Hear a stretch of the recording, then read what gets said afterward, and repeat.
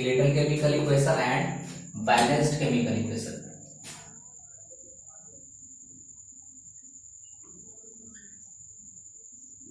Okay, now let us move to how to write a chemical equation. We have understood up to now that how to write a chemical equation. You have to write in two parts. Write always the participants on the left side and the products on the right side, and separate the left and right hand side by a forward arrow. Okay, now how to balance means how to get a balanced chemical equation from a skeletal chemical equation. Two examples of a chemical equation are written here on the board, and these are this H2 plus N2 giving NH3. So how to balance it? See, there are several methods. All the methods are called here at this level heat and trial method. Heat and trial means you keep trying. If it fulfills all the need, it is good. Keep on trying. So how do we try? You have to see the number of atoms of each element. सभी element के अलग अलग दोनों side में दो आप table बना के आप ऑब्जर्व कर सकते हैं. आप टेबल पे लिख सकते हैं. एक वर्ड यूज कीजिए रिएक्टेंट के लिए कॉलम, एक कॉलम यूज कीजिए प्रोडक्ट के लिए, और आप तीसरा कॉलम यहाँ शुरुआत में यूज कीजिए एलिमेंट्स के लिए कि कौन कौन से एलिमेंट के एटम्स हैं. तो कौन सा एलिमेंट है? हाइड्रोजन. हाइड्रोजन का कितना एटम है रिएक्टेंट साइड में? 2. प्रोडक्ट साइड में कितना है? 3. दूसरा एलिमेंट क्या है? नाइट्रोजन. नाइट्रोजन के रिएक्टेंट साइड में कितने एटम्स है? 2 एटम्स हैं. और नाइट्रोजन के प्रोडक्ट साइड में कितने एटम्स हैं? 1. यानी दोनों के दोनों अनबैलेंस्ड हैं. So what to do? तो सबसे पहले आप ये ध्यान रखेंगे कि किसी भी केमिकल रिएक्शन में अगर आपको आसानी से किसी भी केमिकल इक्वेशन को बैलेंस करना हो तो हाइड्रोजन और ऑक्सीजन को ज्यादातर केमिकल रिएक्शंस में सबसे लास्ट में आप बैलेंस करें, जिससे कि आपको आसानी हो. बाकी जितने भी एलिमेंट हो पहले हाइड्रोजन और ऑक्सीजन को छोड़कर बाकी को बैलेंस करने की कोशिश करेंगे. जैसे यहाँ H2O2 और NH3 है, तो यहाँ देख रहे हैं प्रोडक्ट साइड में केवल एक एटम है और रिएक्टेंट साइड में 2 एटम है. तो बातें क्या क्या ध्यान में रखिए. सबसे पहली बात, रिएक्शन किसी भी इक्वेशन को बैलेंस करते समय में सबसे पहली बात क्या ध्यान में रखनी है आपको कि you don't have to temper the chemical formula of that substance. Means you have to follow the 2 laws. The first law that you have to consider while balancing a chemical equation, that law of conservation of mass. Law of conservation of mass. And the second one is law of constant proportion. These 2 laws must be followed during while balancing a chemical equation. So we have understood that what is the importance of this law. Okay, this is because we are balancing a chemical equation, and for what purpose we are considering this equation. ये equation हम इसलिए consider कर रहे हैं क्योंकि ये proportion constant proportion का जो लॉ है ये बताता है कि किसी भी कंपाउंड का एक पर्टिकुलर फार्मूला होता है और उसका वो रेशियो हम चेंज नहीं कर सकते. यानी NH3 अगर अमोनिया का फार्मूला है तो हमेशा NH3 होगा. अगर आप नाइट्रोजन एटम 2 है तो ऐसा नहीं कर सकते कि आप एक नाइट्रोजन एटम यहाँ रख दो. जी नहीं, अमोनिया बना है ना तो अमोनिया ही लिखेंगे. यानी पूरा का पूरा फार्मूला लिखना है पूरे कंपाउंड का. Means if you have to increase a nitrogen atom in the product side, you can't increase by writing just N. You have to write the whole formula of that compound. ठीक है, कभी भी. यानी आप इसको एक box में बंद कर दीजिए, कहिए कि ये ताला लग चुका है, इसके अंदर कोई छिड़खानी नहीं हो सकता है, कोई डिस्टर्बेंस नहीं हो सकता है. यानी पूरा का पूरा NH3 ही लिखना है.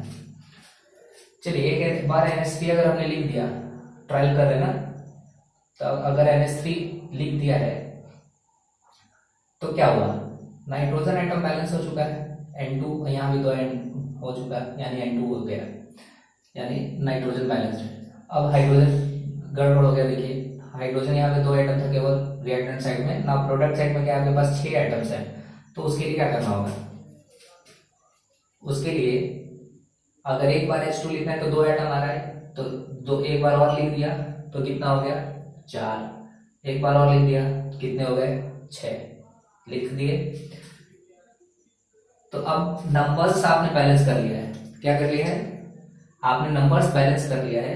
अब बात है लिखेंगे कैसे, जो फाइनल बैलेंस्ड केमिकल इक्वेशन आप लिखेंगे उसको देखिए। आप सबसे पहले जो रिएक्टेंट है वो रिएक्टेंट लिख लीजिए और जो प्रोडक्ट है वो भी लिख लीजिए, ठीक है।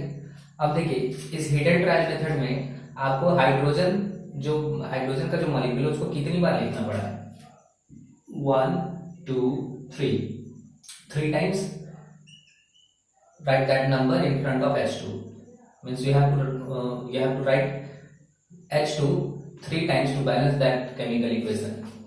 N2 कितनी बार लिखना पड़ा है, एक बार, जो रिएक्शन में पहले से है तो उसको एक बार लिखा हुआ है तो केवल एक को रिप्रेजेंट नहीं करना है, केवल N2 है तो N2 लिख देना है और नंबर रिप्रेजेंट नहीं करते अगर 1 रहता है तो। ये अमोनिया कितनी बार लिखना पड़ा है, 2 times write that numeral in front of that molecule NH3। तो इस तरह से आप बैलेंस करते हैं। एक और इक्वेशन हम एग्जांपल लेंगे, अभी तुरंत जल्दी से चेक करेंगे एक और एग्जांपल, ताकि आपका जो थोड़ा बहुत डाउट रह गया हो उसको क्लियर कर लिया। जैसे ये भी बहुत सिंपल एग्जांपल है, Mg+O2 MgO, यही अभी जो सिंपल इक्वेशन हमने लिखा था वही है। मैग्नीशियम में कितना आइटम है, 1, ऑक्सीजन में कितना आइटम है, 2। प्रोडक्ट साइड में क्या स्थिति है, मतलब हम एक चार्ट बनाते हैं रिएक्टेंट ये एलिमेंट का कि कौन कौन से एलिमेंट्स हैं रिएक्टेंट साइड में और प्रोडक्ट साइड में कितने आइटम्स हैं। एलिमेंट है Mg, कितने आइटम रिएक्टेंट साइड में 1, प्रोडक्ट में 1, बैलेंस है कोई दिक्कत नहीं है। ऑक्सीजन का आइटम रिएक्टेंट साइड में 2, प्रोडक्ट साइड में 1, ये अनबैलेंस्ड है। यानी मैग्नीशियम बैलेंस वाले मैंने कहा था ऑक्सीजन और हाइड्रोजन को अलग रखेंगे कुछ समय के लिए, यानी जब बैलेंस कर रहे हो तो इजीली बैलेंस करने के लिए उसको अलग रखना यानी। लेकिन यहाँ पर क्या देख रहे हैं हम लोग कि मैग्नीशियम पहले से बैलेंस है तो बचा कौन, ऑक्सीजन को बैलेंस करने के लिए क्या करना होगा आपको, क्या आप केवल O लिख सकते हैं, never, we can not write here O, we have to use the whole formula of the compound MgO। यानी MgO हमने लिखा तो क्या बढ़ गया, ऑक्सीजन तो बैलेंस हो गया, बढ़ गया क्या Mg बढ़ गया तो यहाँ पे केवल Mg लिखा जा सकता है। फाइनल केमिकल रिएक्शन कैसे लिखेंगे, Mg कितनी बार लिखना पड़ा, 2 बार, 2 लिख दिया यहाँ पे। O2 कितनी बार, यहाँ एक ही बार लिखना था। MgO कितनी बार लेना पड़ा, 2 बार। तो इस तरह से ये जो फाइनली ये केमिकल इक्वेशन है जहाँ पे टोटल मास रिएक्टेंट का और टोटल मास प्रोडक्ट का इक्वल है। ये भी बताएंगे कि कैसे टोटल मास आप निकाल सकते हैं। यहाँ देखिए 2 Mg यानी 2 टाइम्स Mg का मास कितना 24, ये हो गया कितना 48 ग्राम। ऑक्सीजन का 2 आइटम्स है कि एक आइटम पे कितना 16, टोटल कितना हो गया 32। दोनों मिला के कितने हो गए, दोनों मिला के हो गए 60, टोटल कितने हो गए यहाँ पे 60। प्रोडक्ट साइड 2 टाइम्स MgO, पहले MgO का निकाल लें, Mg का कितना 24, ऑक्सीजन का कितना 16 और ये 2 times. There is some mistake, this is not 60, this is about 90, 40, 30, 70 and 10, 80, sorry 80, it is total 80 and this one is, ये कितना हो गया, ये टोटल ऐड करेंगे तो हो जाएगा 40 into 2, यानी ये भी हो गया 80। यानी ये दोनों आपको कितने कितने मिल रहे हैं, यानी रिएक्टेंट का भी टोटल मास कितना है 80 यूनिट और प्रोडक्ट में भी कितना है 80 यूनिट। यानी ये रिएक्शन जो है वो एक बैलेंस्ड केमिकल इक्वेशन है, ये इक्वेशन एक बैलेंस्ड केमिकल इक्वेशन है, ये भी एक बैलेंस्ड केमिकल इक्वेशन नहीं था लेकिन ये बैलेंस्ड केमिकल इक्वेशन है। तो ये हम लोग समझ गए कैसे कोई केमिकल इक्वेशन बैलेंस होता है। अगर कोई डाउट होगा तो फिर और कॉम्प्लिकेटेड इक्वेशन हो या एनसीईआरटी से कोई डाउट हो तो आप एनसीईआरटी का पेज नंबर, क्वेश्चन नंबर या फिर पूरा का पूरा क्वेश्चन आप उसको शॉर्ट में करके या उसका पिक आप हमें भेज सकते हो। ठीक है, चलिए अब एक बस लास्ट टॉपिक अभी आज के क्लास का बचा हुआ है, how to make it more informative, means how to make a chemical equation more informative. तो देखिए 3-4 पॉइंट्स हैं। क्या क्या? सबसे पहला है फिजिकल स्टेट्स, यानी हम किसी भी केमिकल इक्वेशन में फिजिकल स्टेट्स के बारे में अगर बताते हैं, कैसे बताते हैं फिजिकल स्टेट के बारे में? जैसे हम लिखे थे H2N2NH3, यानी हम इसके फिजिकल स्टेट के बारे में बता सकते हैं। H2 के कौन सा फॉर्म में है? गैसेस फॉर्म में। N2 किस फॉर्म में? ये भी गैसेस फॉर्म में। NH3 किस फॉर्म में? ये भी गैसेस फॉर्म में। यानी अगर आप G ये ब्रैकेट में लिख दें तो इससे हमें क्या पता चलता है कि रिएक्टेंट और प्रोडक्ट का फिजिकल स्टेट क्या है। ठीक है, दूसरा समझने से पहले इसमें शॉर्ट में बता दें क्या क्या होता है। अगर ब्रैकेट में अगर जो सॉलिड स्टेट में है तो S, अगर लिक्विड स्टेट में है तो L, गैसेस स्टेट में है तो G, या फिर एक फोर्थ पॉइंट है एक्वा सॉल्यूशन, यानी किसी सब्सटेंस का वाटर के साथ अगर सॉल्यूशन बनाया गया हो तो उसको एक्वा सॉल्यूशन, जैसे मान लीजिए फेरस सल्फेट सॉल्यूशन बनाया गया, फेरस सल्फेट का अगर एक्वा सॉल्यूशन लिया गया है तो उसके ब्रैकेट में क्या लिख देंगे? AQ। ठीक है, जैसे कि एग्जांपल देते हैं, कैल्शियम हाइड्रोक्साइड, कैल्शियम ऑक्साइड और वाटर मिक्स होता है तो बनता क्या है? Calcium hydroxide. तो इसमें क्या लिखते हैं? Calcium hydroxide. कैल्शियम ऑक्साइड के बगल में आप क्या लिखते हो? इसको मोर इंफॉर्मेटिव बनाने के लिए इसके बगल में लिख देते हैं ब्रैकेट में स्मॉल लेटर में S। वाटर के बगल में क्या लिख देते हैं? L, यानी वो लिक्विड स्टेट में। और ये कैल्शियम हाइड्रोक्साइड के बगल में आप क्या लिखते हो? AQ, यानी कि आप जो सॉल्यूशन मिला है वो कैसा सॉल्यूशन है? वो वाटर के साथ सॉल्यूशन है उसका। ठीक है, चलिए 4 चीज हो गया। अब और क्या चीजें हैं जिससे आप किसी केमिकल इक्वेशन को इंफॉर्मेटिव बना सकते हो? एक और है हीट चेंजेस या फिर किसी कैटलिस्ट के प्रेजेंस को, यानी कोई कैटलिस्ट या कोई ऐसा सब्सटेंस यूज हो रहा है जो रेट ऑफ रिएक्शन को फास्ट कर रहा हो। Rate of reaction used for varying rate of reaction, यानी अगर किसी भी केमिकल रिएक्शन को अगर उसके रेट को, स्पीड को बढ़ाना हो या घटाना हो, जल्दी प्रोडक्ट लेना हो या लेट रिएक्ट कराना हो तो उसके लिए कैटलिस्ट का यूज होता है। तो या अगर किसी भी केमिकल रिएक्शन में अगर किसी कैटलिस्ट का यूज हुआ है तो उसका भी नाम आप मेंशन कर सकते हैं। वो मेंशन कहाँ करना होता है? वो मेंशन करना होता है एरो के ऊपर।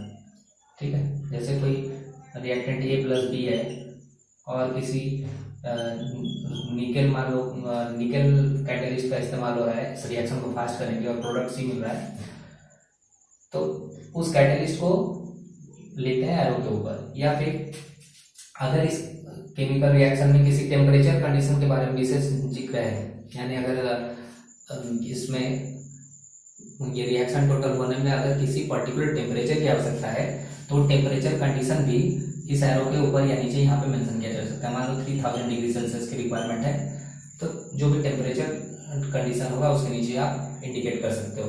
ये दूसरा तरीका हो गया।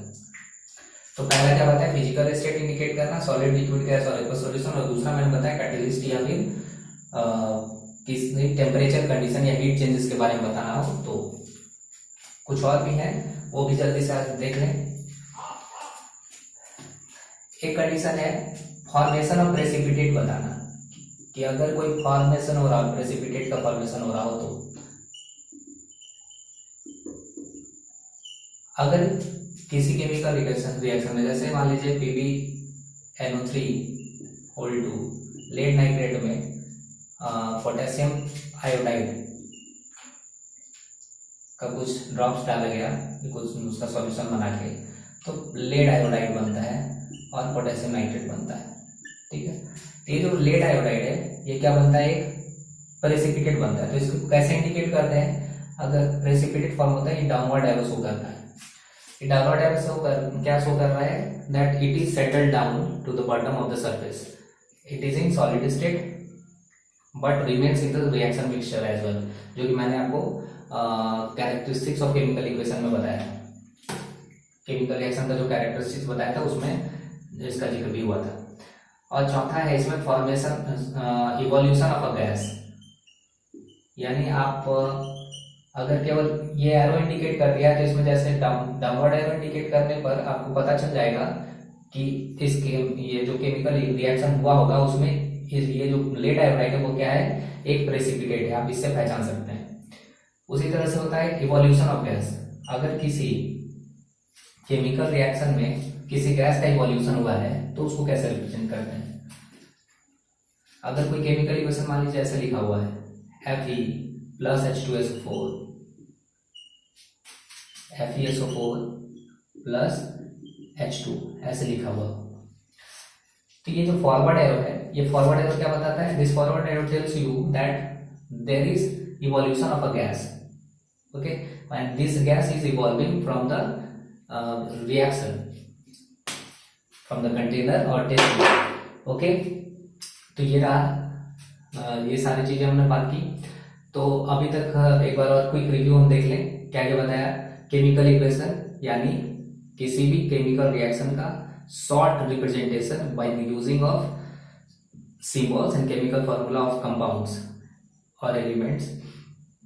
दूसरा मैंने बताया कि कैसे केमिकल इक्वेशन को लिखना है और बैलेंस करना है। तो केमिकल इक्वेशन को लिखने के लिए जो भी पार्टिसिपेटिंग सब्सटेंस होंगे उनको बाईं ओर लिखना है, और जो भी प्रोडक्ट्स होंगे, जो भी उसमें सब्सटेंस फॉर्म होगा उसको हम राइट साइड में लिखते हैं, और दोनों को एक फॉरवर्ड एरो से आप सेपरेट करते हैं। उसके बाद मैंने बताया उसको बैलेंस कैसे करना है। बैलेंस करने के लिए हीट एंड ट्रायल मेथड का यूज करना है। 2 एग्जाम्पल मैंने बताया कैसे उसको बैलेंस करने के बाद उसको और मोर इंफॉर्मेटिव कैसे बना सकते हैं, और ज्यादा इंफॉर्मेशन क्या क्या दे सकते हैं किसी भी केमिकल इक्वेशन के द्वारा।